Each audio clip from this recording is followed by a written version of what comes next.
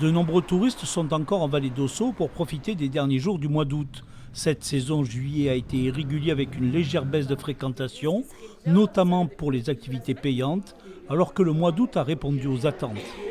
En juillet, on avait environ 230 000 excursionnistes qui sont venus sur la vallée. C'est-à-dire ils viennent le matin, ils requittent le territoire le soir. Août, je n'ai pas encore les données, mais on sait que c'est au-delà. Leur provenance est effectivement une clientèle de proximité, la Gironde, la Nouvelle-Aquitaine et la Loire-Atlantique pour la clientèle française en juillet. Et puis concernant la clientèle étrangère, les Espagnols bien sûr, les Anglais et puis les Néerlandais.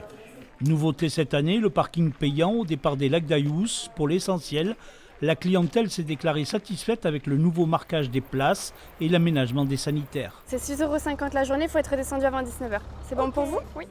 Une nouvelle offre d'hébergement a connu le succès sur la vallée d'Ossau et Larens en particulier depuis le début de l'été, les chalets en bois. Dans ce camping doté d'une piscine, on a même refusé du monde. Vous partez en montagne et vous revenez dans une cabane en bois, c'est quand même sympa. Vous avez le bord de la rivière en plus, qui est un atout supplémentaire. Et je suis à 80% et l'année prochaine je serai à 100% de cabanes en bois. J'aurai 40 cabanes en bois en tout, de 2 places à 8 places. L'attraction phare de la vallée d'Ossau, le petit train d'Artoust, a encore une fois répondu aux attentes. Malgré un mois de juillet pluvieux, le cap des 100 000 passagers sera dépassé sur la saison.